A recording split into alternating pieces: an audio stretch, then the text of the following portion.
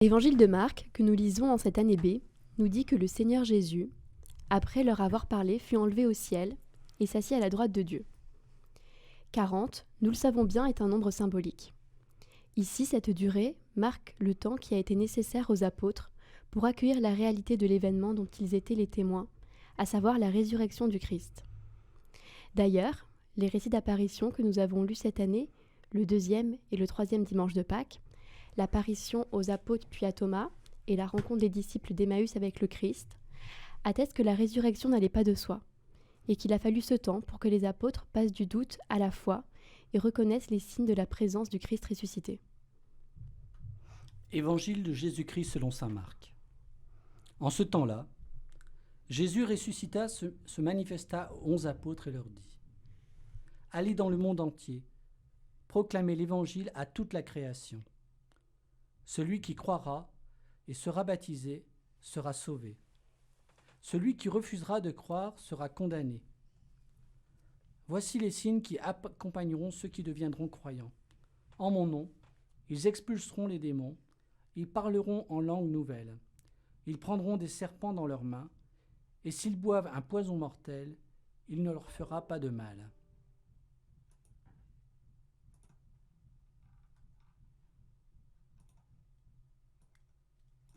Ils imposeront les mains aux malades, et les malades s'en trouveront bien. Le Seigneur Jésus, après leur avoir parlé, fut enlevé au ciel et s'assit à la droite de Dieu. Quant à eux, ils s'en allèrent proclamer partout l'Évangile.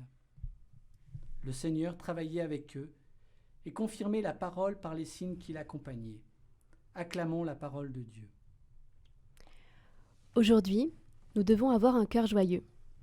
Oui, notre joie est grande en ce jour de fête. Comme l'écrivait Marthe Robin, notre joie est grande parce que maintenant, Seigneur Jésus, vous jouissez de la gloire infinie à la droite du Père. Notre joie est grande parce que la malice humaine ne peut rien contre vous. Cette gloire est inaltérable.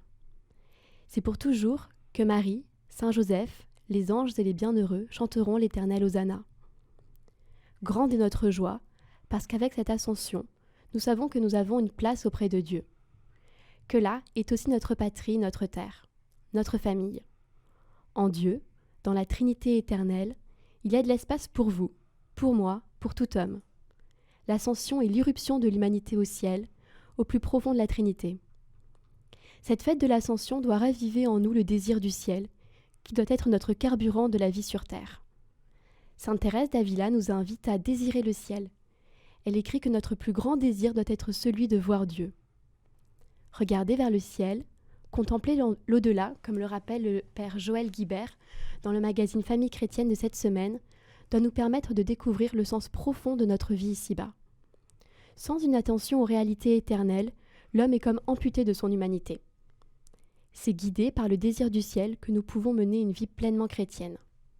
Le désir du ciel nous invite à orienter toutes nos capacités, nos intelligences et notre volonté vers ce qu'il y a de plus grand, afin de nous donner le meilleur de nous-mêmes et répondre ainsi à notre vocation. Nous avons tendance à occulter ce désir du ciel. Tout homme possède une aspiration à plus grand que lui, mais au lieu de laisser grandir ses désirs vers l'infini, l'homme se contente souvent de désirs finis qui ne peuvent jamais combler les attentes de son cœur. En montant au ciel, le jour de l'ascension, le Christ a provoqué comme un appel d'air vers le Père pour que l'humanité soit aspirée, attirée vers lui. Le désir du ciel, ce n'est pas de s'évader de la terre. Souvenons-nous de ceux qui ont eu la grâce d'entrevoir le ciel, qui trouvent que le bonheur sur terre est un peu court. Seigneur, aidez-nous à ne pas avoir peur de la mort.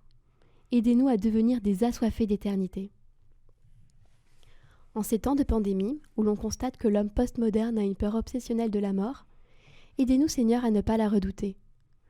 Dans notre société dans laquelle peut régner une grande sécheresse spirituelle, où l'on est pressé d'exister, aidez-nous, Seigneur, à nous souvenir que la fin ultime est auprès de vous. Aidez-nous à ne pas éluder le mystère qu'est la mort. Notre joie est grande parce que le ciel ne commence pas quand nous quittons la terre. Il commence quand nous vivons avec le Christ sur la terre.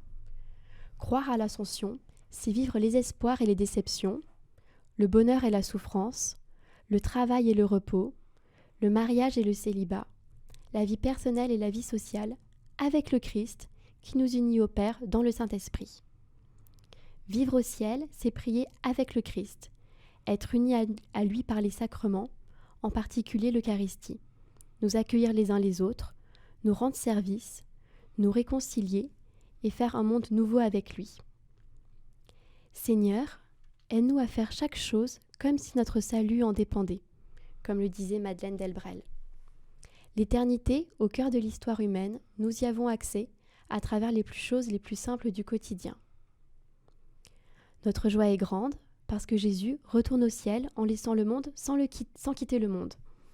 Il demeure en nous sans cesse jusqu'à la consommation des siècles, comme l'écrit saint Augustin. Oui, le Christ est là, vivant, toujours présent au milieu des siens et toujours agissant. Par son humanité sainte, dont l'action traverse les sacrements et vient nous toucher. Comme nous le lisons dans l'évangile de ce jour, il reste présent dans le don du Saint-Esprit. Libéré des limites du corps, il n'est plus à côté de nous, mais par sa mort et sa glorification, il est maintenant au cœur de nous-mêmes. Je suis avec vous tous les jours, jusqu'à la fin des temps. Vous êtes en moi, et je suis en vous. L'ascension est le nouvel aspect de présence dans le mystère de Pâques. Le Christ ne nous prive des apparences de sa présence que pour nous donner ce qu'il est, sa dimension infinie et indicible qu'il reçoit de son Père, grâce au dynamisme de l'Esprit. Il fallait qu'il disparaisse pour transparaître. Quand on dépasse le deuil, quand on assume l'absence pour découvrir une autre présence, on entre dans le mystère du grand passage et l'on peut alors vivre intensément l'ascension. On peut fermer les yeux, quitter les écorces superficielles de la vie sensible, plonger dans la nuit de la foi pour descendre au fond de soi-même, au ciel de Dieu, là où il peut établir sa demeure et nous attend. On se découvre conduit aux dimensions de Dieu. On peut aller au-devant des autres, les rencontrer et les aimer, comme il nous le dit de le faire. Aller dans le monde entier. Et la joie peut crépiter comme un feu au cœur de la nuit froide de printemps, parce que dans les vases fragiles que nous sommes, la présence du ressuscité silencieusement rayonne et éclaire le monde, encore prisonnier des ténèbres de la peur. Ce même évangile de Marc nous rappelle qu'à l'Ascension a lieu l'envoi en mission des apôtres. Jésus leur dit « Allez dans le monde entier, proclamez l'évangile à toute la création. » Désormais, il appartient aux disciples du Christ de proclamer l'évangile à travers les âges et de poser les gestes qui attestent la victoire du Christ sur tout ce qui est l'expression du mal. De fait, à partir de la Pentecôte que nous fêtons dans 10 jours, c'est bien cette mission que les apôtres, saisis par l'Esprit Saint qui leur est donné ce jour-là, vont avoir à cœur d'accomplir. Nous le comprenons, ce dont il s'agit est bel et bien de poursuivre l'œuvre de salut du Christ dans l'histoire. D'ailleurs, c'est bien ce qu'attestent les signes qu'évoque saint Marc, notamment l'imposition des mains aux malades. Aujourd'hui, c'est bien encore par des gestes ou des paroles que les disciples du Christ signifient la libération intérieure ou le relèvement des personnes dans tout ce qui constitue leur humanité. Souvenons-nous que cette mission est aussi la nôtre. Nous devons aller proclamer partout l'Évangile. Nous sommes appelés à rayonner. Donnez-nous, Seigneur, un ardent amour et la flamme nécessaire pour porter la lumière, puisque si nous menons une vie molle et languissante, votre glorieuse ascension ne sera plus aussi salutaire pour nos âmes et notre vie. Nous ne sommes pas seulement une religion du livre, mais une religion de la parole. La révélation ne se communique qu'à l'état d'incandescence. La parole est vivante lorsque ce sont les actions qui parlent. Nous ne devons pas avoir peur. L'expression qu'utilise saint Marc, le Seigneur travaillait avec eux, montre que le Christ ressuscité est présent dans son Église et que c'est lui qui, à travers les disciples, continue d'être à l'œuvre jusqu'au terme de l'histoire de l'humanité. Belle fête de l'Ascension à tous. Prière au matin de l'Ascension du cardinal Godefred d'Annels. Seigneur Jésus, quand tu es monté au ciel, les anges disaient aux 11 : ne restez pas là à regarder le ciel. Mais 15 jours auparavant, près du tombeau, ces mêmes anges n'avaient-ils pas dit aux femmes : ne regardez pas vers le bas ? Il n'est pas ici, il est ressuscité. Les anges seraient-ils capricieux ? qu'il change aussi vite d'idée? Que faire, Seigneur Jésus? Regarder en bas vers la terre ou en haut vers le ciel? Vers les deux, nous dis-tu. Je suis au ciel. Regardez donc en haut vers moi et priez. Mais je suis aussi sur terre, dans tous les pauvres, les petits, les malades et les pécheurs. Il vous reste tant de choses à faire en bas, pour eux et pour moi, provisoirement du moins. Seigneur Jésus, fais-nous regarder vers le ciel sans oublier la terre, et inversement. Car tout ce que nous faisons sur terre, à ceux qui sont tiens, c'est à toi que nous le faisons.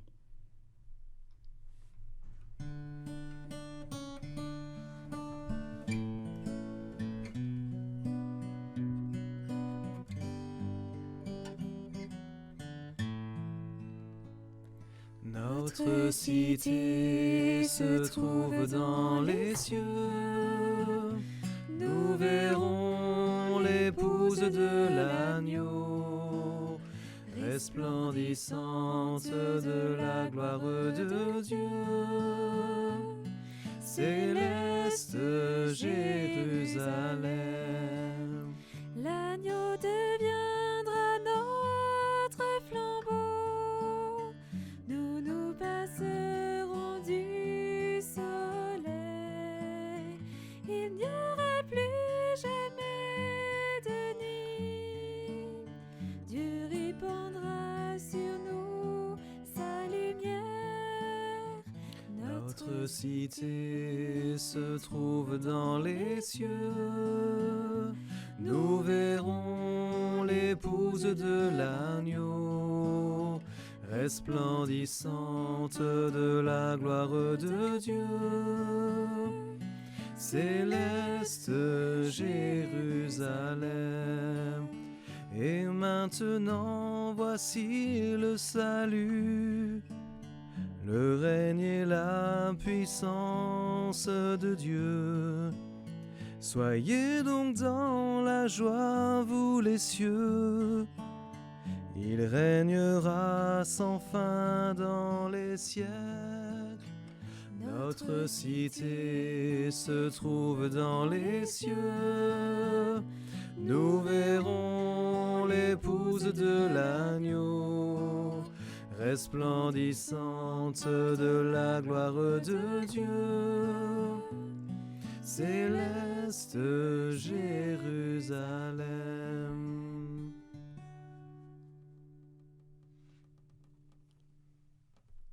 Notre Père, qui es aux cieux, que ton nom soit sanctifié, que ton règne vienne, que ta volonté soit faite sur la terre comme au ciel.